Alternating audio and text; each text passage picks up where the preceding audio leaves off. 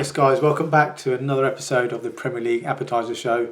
I'm Coach Indy, you are on the Asian One-to-One Football Coaching channel. Now if you haven't subscribed to the channel already, please do so now, just click the subscribe button.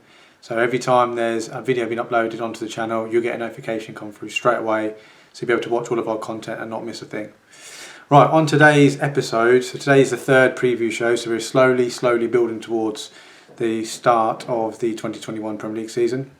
We're going to run through all the Premier League pre-season games. So there's been multiple teams that have played multiple games, and there's been some teams that haven't played any games at all, but we'll run through all those, and we'll talk about maybe some good results for certain teams and some good performances for individuals as well. Then we'll move on to some of the transfers that have gone on, guys. So there's been loads of transfers that have come into the Premier League. We'll talk about some rumours as well, things that are in the pipeline that might materialise, or just some rumours that are really quite interesting, a bit left field. So we'll talk about some of those. Then we'll move on to maybe looking at some teams that are actually in quite good shape, i.e. with some of the acquisitions they've made, or pre-season form, or just having enough time to prepare for the season coming ahead. And then we'll also look at the other side of that and what teams haven't got enough preparation or haven't had a good window in terms of acquisitions, that kind of thing, and maybe have a look at what they need to improve on going forward between now and sort of beginning of this season, which is obviously a week away, or between now and the 5th of October when the transfer window shuts as well. So we'll look at that. Then we will have a look at the Premier League promoted clubs. Obviously there's 3 of those, so we'll look at the clubs, but more so we'll be looking at the managers, just to give a bit more of an insight into the new guys. So there's obviously Bielsa's a new guy, Parker's relatively new, and Bilic has had a few seasons in the Premier League. So we'll have a look at those 3. Then we'll go on to having a look at season predictions. So there's a new part on today's episode where myself and a few of my family members have decided to predict a few things that might happen in the Premier League season. So we'll touch on that, and then we'll also look at some other news that are quite interesting that's happened between now and last week, going forward as well. So we'll get stuck into the pre-season games. So the first one that I thought that stood out straight away, and guys, these have all sort of progressed throughout the week, so we will touch on some of the stuff that happened yesterday, but some of the stuff that happened sort of last week. So Southampton had a fantastic victory over Swansea, and I will just say, I did say on the last episode as well, but I will just say again, I'll just sort of recap as well and sort of re-emphasise that the results aren't everything in pre-season. It's all about relationships on a pitch, getting minutes under your belt in the tank, team chemistry, bit of rhythm in your game, all them kind of things. Obviously not to get injured as well. All them kind of things are more of a priority than sort of getting a result. But obviously it's a good habit to create and get into. So yeah, Southampton beat Swansea 7-1, guys, and that was a bit of a statement. And if you look at Southampton from last season as well, especially the second half of the season, that's a bit ominous to say the least. And yeah, some of the goal scorers as well, Danny Ings, so he finished on 22 last season, he scored a brace, so he's continuing his sort of form, if you like. Ward-Prowse, who some people's eyes were probably Southampton's player of the season last year, he also got a brace, and there was a few others that got a single goal as well, so they had an emphatic 7-1 victory. Moving on to Crystal Palace, they've had a couple of games, they've drawn 1-1 and they've also won 1-0. Zaha's picked up another goal there, so he seems to be in relatively good form in pre-season. I think he's scored at least a couple of goals now. Moving on to Burnley, so Burnley have actually played 3 games in pre-season in the last week or so. So the first game they drew 0-0, and then they had a couple of games yesterday where they played sort of a mix and match team back to back. So they won 4-1 and 4-2 against lower league opposition. I think Mansfield are one of the teams. So nevertheless, it's good confidence, goals scored. That's obviously very positive for them. Sheffield United, they've had a 0-2 win. I believe they played Derby, so that's a good win for them. Villa, they've had 2 games. They've won 2 out of 2. First game they won 1-0, and then yesterday's game they actually beat Arsenal 3-2, so that was a good win for them. Aubameyang did score 2 goals for Arsenal in that game, and I think Douglas Luiz scored a brace for Villa as well. Moving on to Newcastle, so they've actually had a bit of a bad week in terms of just the results. They've lost 5-1 and they've also lost 0-1 in both their games. I think they lost to Middlesbrough 5-1 and then they've lost to maybe Stoke, so both Championship opposition, but nevertheless they've lost both games. Then Leeds, so Leeds have had 1 victory and 1 loss, so they've lost to Stoke I believe as well, so Stoke have actually had a couple of wins against Premier League clubs. So Leeds lost to Stoke 3-0 and then they beat a foreign club 3-1. Leicester, they've had a 1-1 draw yesterday, which was at home. Decent result, probably looking at certain things, Brendan Rodgers, so not too bad there. So we're now into sort of yesterday's games, guys, so there's loads of games. Liverpool played Blackpool. They were 2-0 down at home and they ended up winning 7-2, and there was loads of goal scorers, so Mane scored, Firmino scored, Origi scored, Minamino scored, Elliott scored. There was loads of different goal scorers. Interestingly, Mo Salah didn't score, so that's just one to sort of mention. Then there was absolute goal fest at the London Stadium. So West Ham were at home to Bournemouth, and they actually lost 3-5 after being 2-0 up. 2-0 down early on, and then back to 2-2, and then ended up losing the game 3-5. Then 2 Premier League clubs actually played each other, which I was a bit surprised. But Brighton played West Brom, and they played out a 0-0. So Brighton have actually played 2 Premier League clubs in their preparation for the 2021 season, drawing both games at home. Everton had a 2-0 victory at home yesterday, Calvert-Lewin, one of the goal scorers. And then Spurs played away to Watford yesterday, and they lost 2-1. So that's actually Spurs' first defeat in pre-season. If you remember from last week's episode, they had won, I think, 3 out of 3 and looking in really good form. But nevertheless, there was obviously players missing for Spurs. I will just say, obviously, it's international week as well, so there will be players missing for every club that played this weekend. You know, likes of Spurs, likes of Everton, Brighton, West Brom, West Ham, Leicester, Liverpool. There's loads of players missing, but you know, sort of just to mention, give a bit of context as well to you know, certain results, if they're in favour to one team massively or not in favour for another team. So yeah, just a bit of context. We'll move on to transfers in, guys. So there's been quite a lot that's happened the last week or so. We'll run through those. Might give an opinion on 1 or 2 of them as well. So Gabriel, he is a centre half that played in France for Lille, I believe. He has signed for Arsenal. So Mikel Arteta has actually purchased a centre back, and by all accounts, I've not seen this guy play at all. He seems like a brilliant signing. I mean, it's early to say, obviously, because he's not played at all, but in terms of the fee, £27 million seems quite cheap. Also, just to add as well, there was other clubs that were very much interested in signing him. So Manchester United were another club that were interested in signing him. PSG were very much interested in signing him as well. So for Arsenal to land a player like that, that's a very good coup for them, and Mikel Arteta as well. Just one outgoing that's happened at Arsenal, Mkhitaryan, who was on loan at Roma last season, he's actually joined them permanently now. Moving on, so you've got Donny van der Beek. So me as a Man United fan, very, very pleased with this signing. The first confirmed signing of the summer. I know we've signed a Gallo effectively, but that was just on loan until next January. But in terms of fee, that's Man United's first signing this summer. So it cost Manchester United £39 million. He's quite a multifunctional player. He can play. He's more advanced, I would say. He likes playing. He's a central midfielder predominantly, but he plays more in advanced areas. But he can play sort of more defensive as well. So he's very much a box-to-box type midfielder as well. I think he's one that can sort of fill in gaps as and when players maybe need resting. And that's not to say he's going to be a squad player, guys. He could play a lot of games as well. Moving on to Aston Villa, so they've signed the Nottingham Forest right back Matty Cash for £16 million.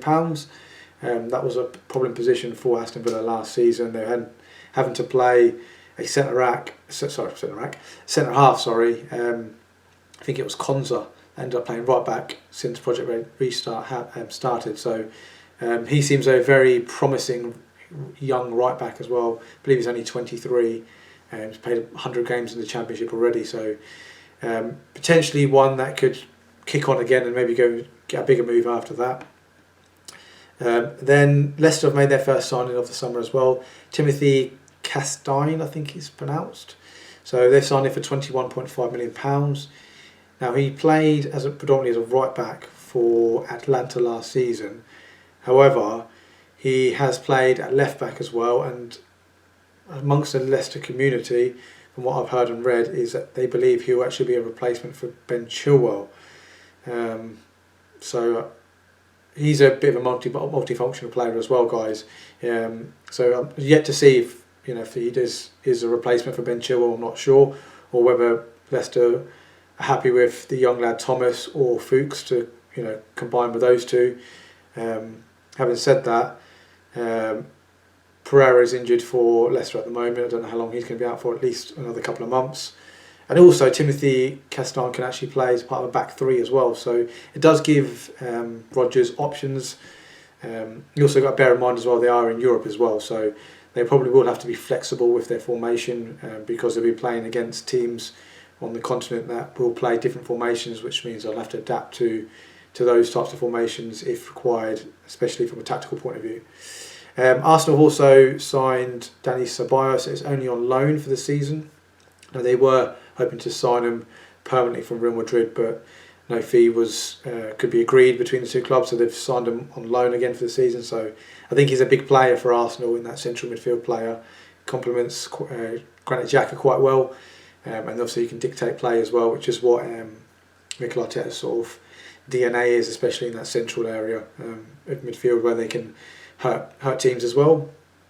Moving on to Chelsea. Chelsea have finally signed Kai Havertz, reported for £75.8 million. So this player is predominantly, I would say, more of a central attacking midfielder. So can play in the three behind the striker as a central area, but also can play on the right hand side. And also he has played as a false nine for Leverkusen as well. So he does give options in terms of where he can play. There might be times where Frank Lampard's thinking, actually, do you know what, I'm not going to play a striker this game, I'm going to overload and play lots of creative type players. I might play Havertz as a false nine. So he seems like a very good signing, a very young player as well. He was linked with every big club in Europe, Real Madrid, Bayern Munich, Barcelona, PSG, like loads of clubs were after him. So for Chelsea to sign him and get the deal done, a very, very good signing. And also, from what I've heard, Kai Havertz actually wanted to play at Chelsea. He wanted to play and live in London. He wanted to play under Frank Lampard as well, which is obviously says a lot about Frank Lampard and obviously Chelsea Football Club. Finally, Everton have done some business as well. So there was plenty of rumours going around about lots of different players, but they finally got a deal through over the line. They've signed the central midfielder from Napoli called Allen. He's a Brazilian midfielder. Cost £25 million. He seems like a typical. If you remember, who Everton used to have Idrissa Gueye, who moved to PSG a couple of years ago. He seems like that type of player who just rat around all day long and then just play simple. I think that's the type of midfielder that Carlo Ancelotti needs in that central area. Moving on to West Brom, so they've actually made a purchase from another Premier League club, West Ham. So they've signed Grady Diangana. I think I pronounced that correctly. So they've made a purchase of him for £18 million. He's a tricky winger. Predominantly can play on the right, but I can also play on the left. There was quite a lot of hoo-ha, because this deal only happened sort of yesterday/Friday night, and a lot of, Mark Noble's come out and said this. I can't remember the quotes exactly, guys, but he's not very happy with it. He's quite angry with it. A young, hungry player, homegrown player, being allowed to be sold for quite a decent fee, £18 million, and that could have been a heartbeat of the next generation. If you think about it from Noble's point of view, he is, West Ham through and through. He's came through the system, through the academy, into the first team, now captains the club. And then you got Declan Rice as another one. Obviously, he's stepping through, but he's been linked to go to sort of maybe Chelsea potentially. So yeah, it's not been a popular sale, put it that way, for West Ham and the owners there. There was also a couple of others that I mentioned as well. I think Declan Rice might have said something as well on his social media. But generally speaking, across the sort of West Ham community, it's not been a popular sale. I have to watch the space in that one, because obviously, he might go on and do absolutely nothing, and £18 million is good money. So, and also from David Moyes' point of view, he might be thinking that's £18 million. He's probably not going to play that much this season. I've only got a limit. The lifespan of a Premier League manager is not very long. I've got other players like Antonio, Lanzini, Anderson, Jared Bowen, other players like that can play in them wide positions, and he's probably not going to get a look in. And then the last one that sort of happened late yesterday was a lad that I've not heard of before. His name is Fabio Silva. He's a striker that signed for Wolves. They broke their transfer record. It was Raul Jimenez before at 30 million, but it's now 35 million for Fabio Silva. I believed he was signed from FC Porto. So he was a youngish player as well who was rumoured to be linked with a lot of European clubs as well. So for Wolves to get that deal done seems like a good one, but obviously I don't know too much about him, so I don't know if he's one for the future. But having said that, if you break your record fee for a player, you expect him to sort of play quite a bit. Okay, we're going to move on to some rumours, some interesting ones, and also some things that are in the pipeline you expect to happen probably in the coming days leading up to the start of the Premier League season. So, James Rodriguez, I think I touched on this one last week. Excuse me. Obviously, he's a Real Madrid player. I'm pretty sure he's had a medical at Everton. So that one probably should be completed over the next 24 to 48 hours. Likewise, Doucouré. So I think a fee's been agreed between Watford and Everton for the central midfielder Doucouré for £25 million, I believe. So I don't think that one's as advanced as James Rodriguez, but possibly before the beginning of the season that one might happen as well. So those two have definitely got a lot of legs in, and I'd expect both of them to happen. Interesting one for Liverpool and Manchester United fans. Thiago Alcantara, been linked with both those clubs, more so with Liverpool. But there has been a few rumours going around, especially this week, with Manchester United being linked with him. Personally, as a Man United fan, I absolutely love him at Man United. We need a player that can dictate play regularly and manipulate the ball a lot better than, say, a lot of the other central midfielders that we've got. And also his game understanding and tactical understanding as well is very, very good. And you see that for Bayern Munich in the Champions League. So possibly could be going to either of those. I'll probably say at the moment Liverpool are more favourites. Say maybe if I put a percentage on it, I would say it's 75-25%. Jadon Sancho's another one. So that's obviously quieting down a bit, but you still got to watch this space with that one. So he's been linked with Manchester United. Interesting one, Troy Deeney. So he's been linked to go to West Brom.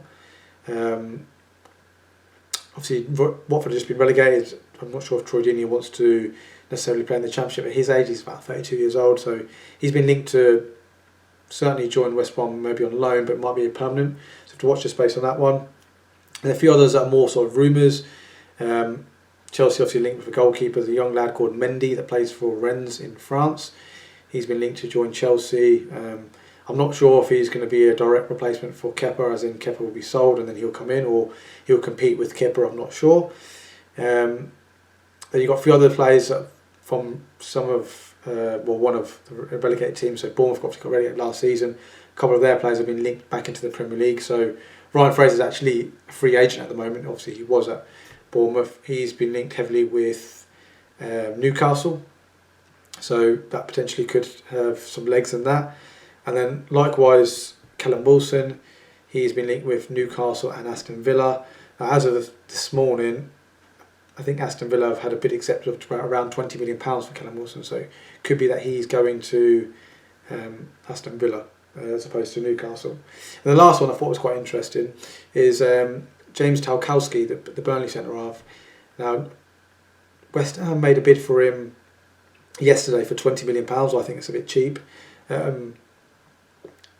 He is, along with Ben Mee, actually the whole back line and the goalkeeper, the whole team actually, but in particular the back four and the goalkeeper, they are like so resolute, they are so well organised, they understand defending, they understand emergency defending, they understand the positions, the awareness, the distances between the units and themselves. So he will be a massive, massive loss if he is sold. We've also been linked with Leicester City. So remember, if you cast your minds back to last summer, when Maguire was sold to Manchester United, Tarkowski was linked heavily to Leicester at that point.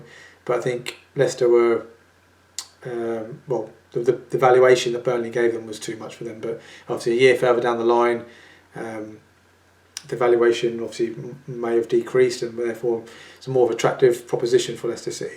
So there's some of the rumours going around, guys. Some of them have got legs, some of them are just rumours. They might materialise, they might not.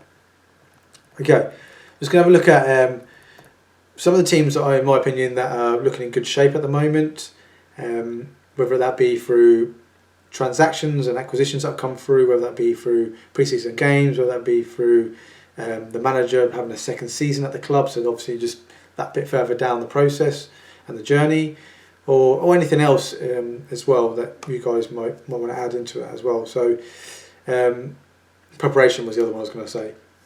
So for me, there's 4 clubs I want to look at that have had good preparation, and then there's 2 clubs that I think might need more preparation.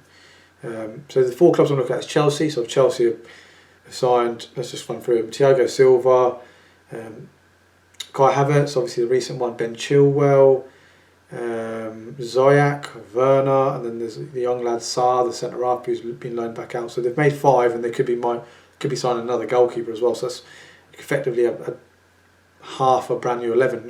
You could argue. So they seem like they've had a really, really good window, positive window, and obviously you've got to bear in mind as well that they haven't made any signings in the last 2 windows available to them. So the last one they were able to sign, but they didn't make any signings, and the one before that they had a ban. So they've needed to purchase some players, and they've gone out and spent lots and lots of money. So they've had a good window, but also on top of that, a couple of the players some of the players they played for, that they purchased, so Havertz, Werner, Ziyech, them 3 in particular, they haven't played for about 4 or 5 months, so they're going to have lots of energy and freshness about them. Ziyech and Werner have actually trained with Chelsea quite a lot the last, say, month or so, but they're all going to be fresh, raring to go, because they obviously, this season's at the clubs that are at in the Bundesliga, they didn't really play for them, so or Eredivisie for Ziyech's case. So yeah, so they can be fresh and ready to go. And then another club I want to look at. Also, just one other thing I want to mention about Chelsea. Obviously, you've got Frank Lampard's second season now, so he's going to be a year further down the line, another year into the process, another year of experience and managing at that level. So yeah, I think that's the reason why I think Chelsea are in good shape, and I fully expect them as a minimum. I'm jumping the gun here a little bit, but top 3 I'm thinking for them. A couple of other teams I'm thinking as well. Brighton, I think Graham Potter, he's a very good British manager. He talks a lot of sense. He understands the realism and the goals and what's realistic for that football club. And I think they were a little bit unlucky last season not to get as many points as they did. I think another season down the line, his messages and his delivery of messages and philosophies will be a great understanding for his players. And on top of that, they've made some good signings. So the Lallana one we spoke about in the past, been linked with, I think Lamptey's signed permanently, so he's going to be a good signing for them. And they've got the young lad who was on loan at Leeds, Ben White, I think his name is. He's back in the fold as well as a centre half. So they've got options and more freshness, if you like, in the squad. Obviously, you've got likes of Neil Maupay, who's a goal scorer, and you've got likes of Trossard a season further down the line, who will probably have a better season. So I just think Brighton will have a good season, and on top of that, they've obviously had a really, really good break. Probably one of the most. Obviously, their last game was on the 26th of July, so they've had a decent period off compared to some others. Spurs is another one I want to talk about. So they've obviously made 3 purchases this summer. So Højbjerg, I think, is a fantastic signing for them. I can't rate that highly enough. I think he's exactly what they need in that central midfield area. Someone who sets a tone in that central area, sets an example with his professionalism, his game understanding. So yeah, I think that's a clever one. Joe Hart, I think he put some pressure on Lloris. I think Lloris's form has dipped slightly in the last couple of years, so I think he put some pressure on him. And then the last one is Matt Doherty, which I'm flabbergasted by how that's happened, to be honest with you, but it must be something to do with maybe his contract, maybe there's a release clause in there. But I think a deal between 15 and 18 million pounds was agreed for the Wolves wing back / right back to join Spurs. So I think those three acquisitions, and obviously there could be more as well coming in the window, in the door as well, will absolutely help the morale in the club, the chemistry in the club as well, especially the first two, because the first two, like Spurs have always been like the last, and certainly my lifetime, just been a team that's quite pretty but don't know how to win. And what I mean by win, I mean winning trophies. But the first two, bringing in Højbjerg and bringing in Joe Hart, they've won. They've won things, not throughout their career, but in parts of their career. So Joe Hart, for example, he's played the highest level for England, not won anything necessarily there, but he's played at a high level there. And then he's been at Manchester City where he's won Premier Leagues, he's won League Cups, FA Cups. So he's going to bring that more of a winning mentality into the group. And also with Højbjerg, okay, he's come from Southampton, they haven't won anything there, but he was with Pep Guardiola when at Bayern Munich, and they won multiple titles in a row there. So he knows what it takes to win as well. And obviously Mourinho's a winner as well. So I think that's those two in particular are very astute signings, because they have the same belief, mentality as what Mourinho have, and that will just spread across the whole group, and that'll be infectious. And also, it's Mourinho's effectively first full season, but it'll be his second season, if you like. So he'll be further down the line. The players and the group, the club understand what he's about and what he demands of the players. So I think they all will understand him better. And I think the Son, Kane, Moura, Ali, all these types of players, I think they'll be fresh, ready to go, and wanting to prove a point going forward, because obviously they didn't particularly finish. They finished quite well towards the right end of the season because they pipped Wolves to European positions. But overall, from where Spurs have been, say the 5 seasons prior to that, it's not been great. So I think they're looking in good shape. And then the last one I'll talk about is Arsenal. So Arsenal have made quite a few signings. Willian's the first one.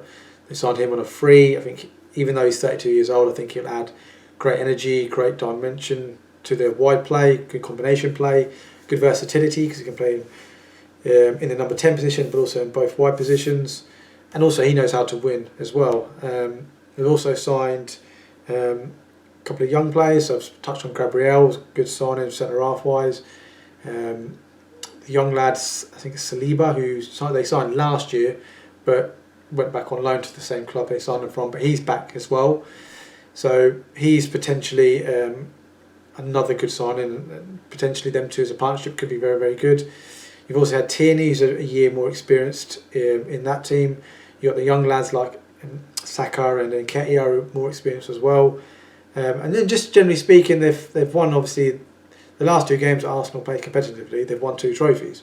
So the belief is massively increasing within that group, and I think that's a lot down to Mikel Arteta and his coaching staff, just to sort of installing that belief into the players. The one thing I will say is Aubameyang still hasn't signed his contract, but for everything I've heard, it's pretty much a done deal. It's just a matter of when, really, when the news can be announced. And then moving over to a few clubs that maybe need a bit more preparation, or maybe struggling a little bit.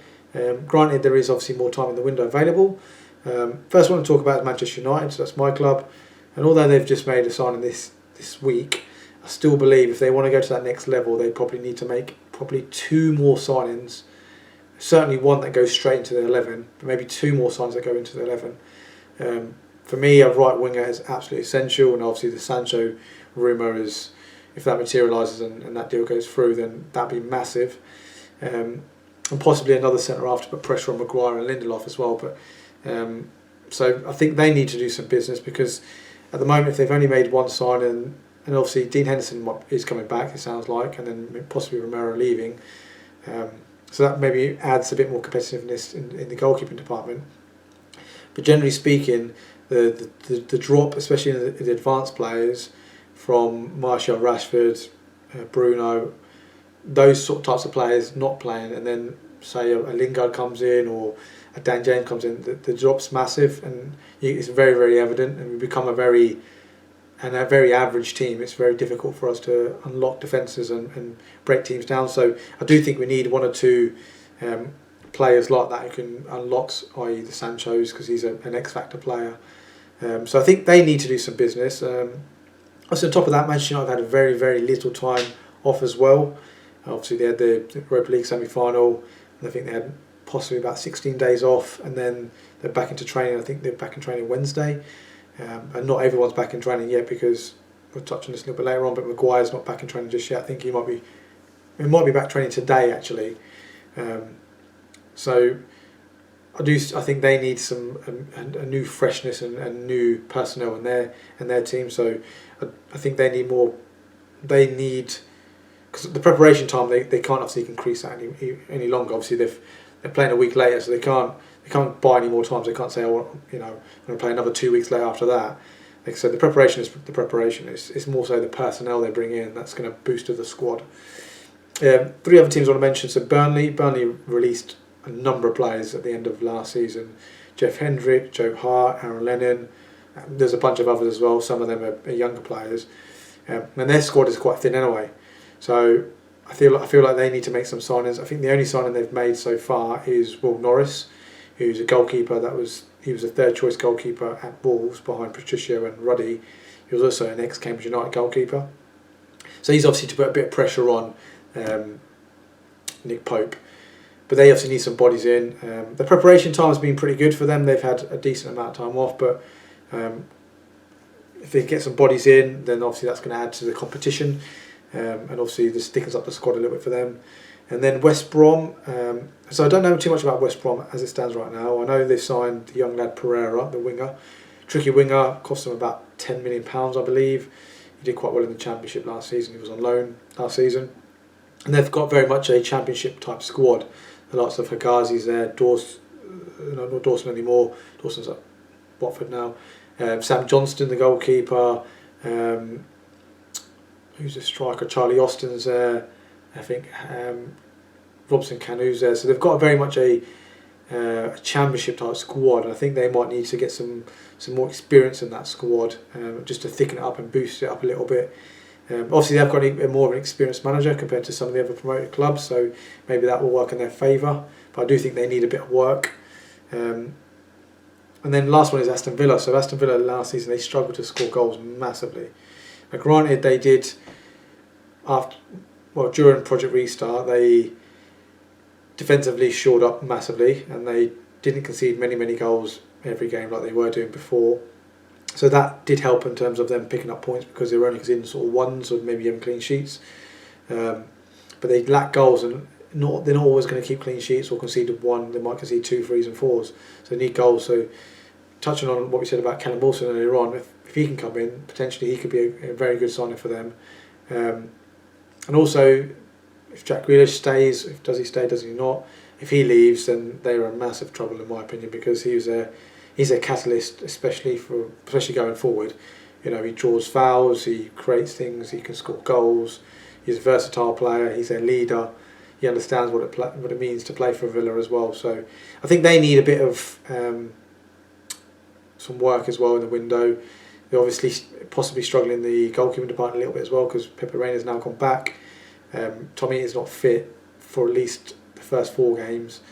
I think I read an article he's looking to be available for after the first international break. So I think it's 4 games in, then it's an international break, and then at that point there, when they return, to be fit then. So possibly a goalkeeper in that situation there as well. But yeah, there's some of the clubs I think that need either freshening up and some other personnel coming in, or maybe even like a new coaching staff coming in. Manchester United used to do that quite a lot under Sir Alex Ferguson. He used to every now and then, maybe every 3 to 4 years, just freshen up, bring a new coach in, a new voice in. The players are more engaged, more enthusiastic, more sort of into coaching, more into training, more that kind of thing. So maybe possibly doing that. And to be fair to Aston Villa, they have actually brought in a new voice. They brought in Craig Shakespeare as assistant coach, along with obviously John Terry's been there for a while. So okay, going to move on to the promoted managers. So this will be a bit of an insight into some of the managers and some of the clubs as well that have obviously been promoted. So start with young lad Scotty Parker. I don't know why I call him Scotty, because his name's Scott, but I call him Scotty Parker. So he, just first thing I just want to touch on, he's actually signed a new contract the other day, maybe 3-4 days ago. So he signed a new 3-year contract which keeps him at the club until 2023. So that is showing a bit of belief from the owner in this manager, that we want to believe in you, we trust in you, we trust in the process, we want you to grow with the team. So that's very positive. In terms of Frank Lampard, in terms of Scott Parker himself, he's obviously ex-Premier League player. He's played for ample clubs, but Chelsea, Charlton, West Ham, Fulham, and there's probably a bunch more that I've missed out as well. So he's got loads of experience. He knows what it takes to play in the Premier League. He's had one season at management level, which was obviously in the Championship, and he actually got promoted. So kudos to him. He also had a few games in the Championship, in the Premier League at the back end of season before that, and that ultimately got him the job, if you like, in the Championship, because he did portray himself quite well. He played a nice football, attractive football, the Fulham way, if you like.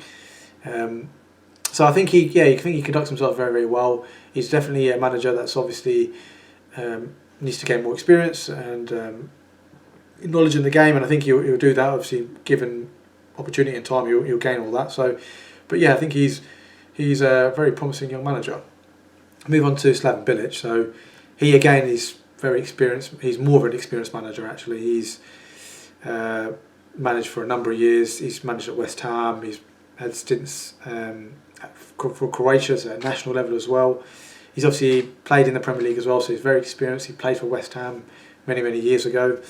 So he's obviously had some experience, more experience than what Scott Parker has. So he'll probably have more of an understanding of what it takes to get 3 points in the Premier League, because obviously the Premier League is the highest level in terms of competition, the level of competition. And then the last one to talk about is Bielsa, so I'm going to touch on a bit more than the other two. So Bielsa is obviously the Leeds manager. He's a very experienced manager. I think he's now 60 years old. He's managed and coached at youth team football in Argentina, and he's made his way all the way up to the European football. He's also managed internationally, managed Argentina as well. He's also famously, I don't know if you guys can remember, Manchester United played Atletico Bilbao about 10 years ago, something like that, during when Fergie was still there, and we played Atletico Bilbao, and we got absolutely battered home and away, just in terms of the energy. And I didn't realise until a little while ago Marcelo Bielsa was the manager of Atletico Bilbao at that time. So that, now thinking about it, all kind of makes sense really. But yeah, so he's had vast experience at all levels, European football, international, South America, that kind of thing. I just want to give you a couple of quotes that some other managers have mentioned about Bielsa in the past, and one that's come from Pep Guardiola. Sorry, I just quote this correctly. Okay, it doesn't matter how many titles he has in his career. So, but I don't think Bielsa's won any titles in his career other than the Championship now. We are judged by that. Sorry, let me start this again. I'll start from scratch, guys. It doesn't matter how many titles he has won in his career. We are judged by that, how much success we have, how many titles we have won. But this is much less influential than how he has influenced football and his football players. This is why, for me, he's the best coach in the world. This is a quote from Pep Guardiola. So effectively what he's saying there is, it doesn't matter how many titles you win or how many titles he's won. The most important thing that Bielsa's done in football is the way he's influenced football itself and the players he's coached and managed. So he's basically saying that is a bigger achievement than basically winning titles in his career, as in Marcelo Bielsa's career. And also Pochettino did echo some similar things as well. I haven't got a quote for him, but he did say that he's the best coach in the world as well. So I was like, wow, these are two great managers who think Bielsa's a class manager, a class coach, and they're both. I think I'm pretty sure both of them are experienced playing under him as well. So when Poch was a player and when Pep was a player as well, both of them have been coached and managed by him as well. So interesting thoughts on Bielsa there as well. We're going to now move on to season predictions. So, I did touch on this a little bit earlier, guys. So, I have in front of me, or in my hands now, I have 4 envelopes just here. And basically, one for myself, and then some of my family members have also filled out something for me here. So basically inside of each of these envelopes is some predictions. So in each of these, I don't know what the other guys have done. Obviously I've done mine. These will be revealed at the end of the season. But basically the things that these guys and myself have predicted is the top 4 in the Premier League in the order. So 1st, 2nd, 3rd and 4th. 3 teams are going to get relegated. So 18th, 19th and 20th. Then we've also got Golden Boot winner, Golden Glove winner, and then a new one that I've chucked in there as well is first managerial sacking. So it'll be interesting to see how everyone's predicted these. Granted, there is a little time before the season starts, but we had to get it done. So yeah, guys, we'll definitely have a look at these at the end of the season.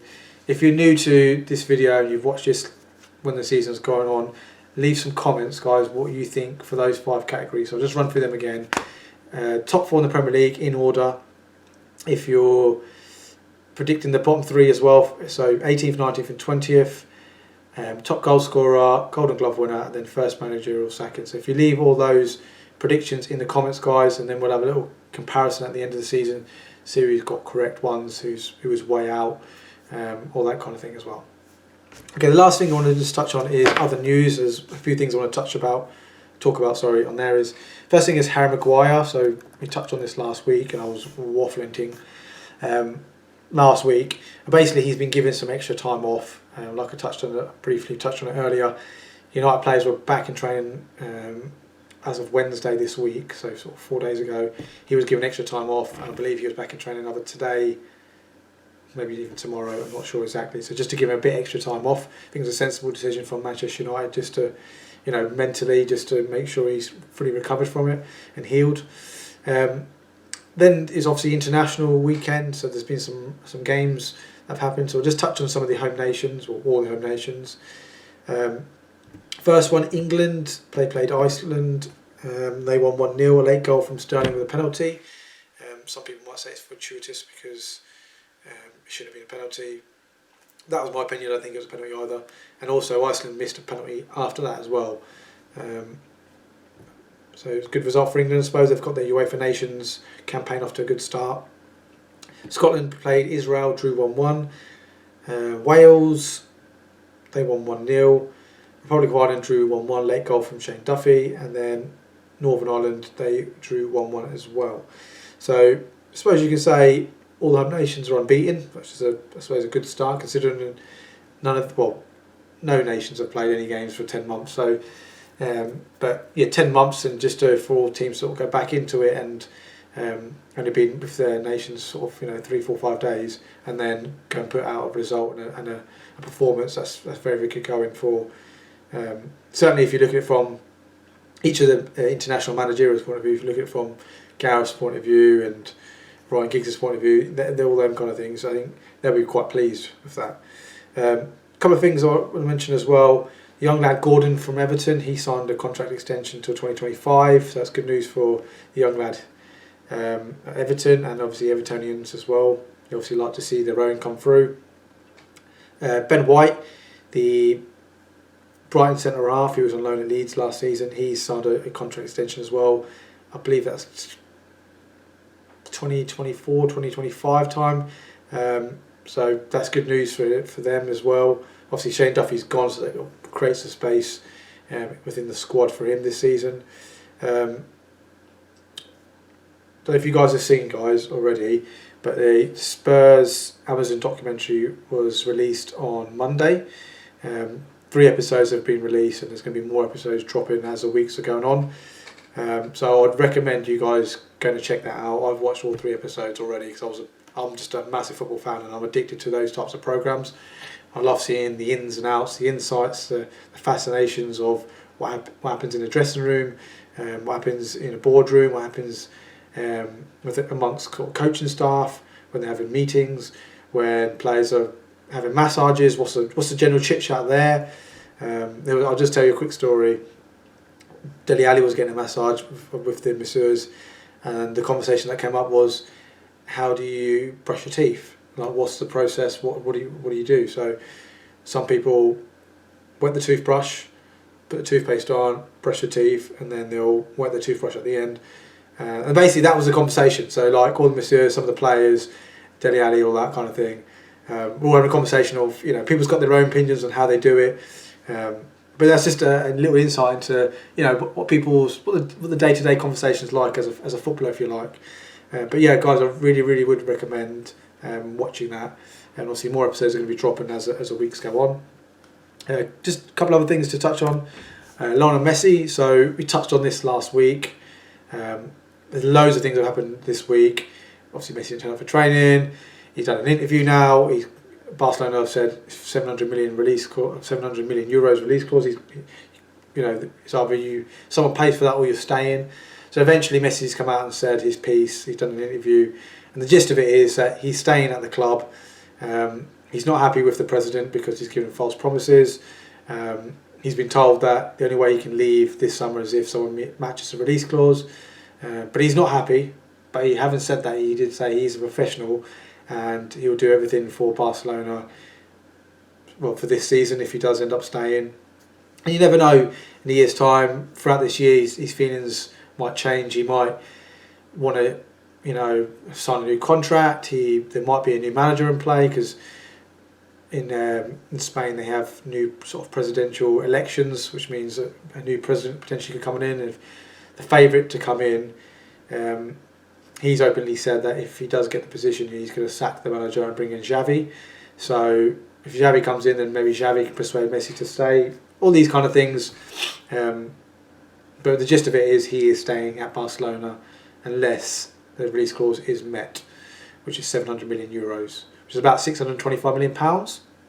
The last thing is to do with Manchester City, actually. So obviously Manchester City, they're the football group, if you like. So Manchester City owner City Football Group, which is CFG, have extended their football network to 10 clubs after acquiring League Two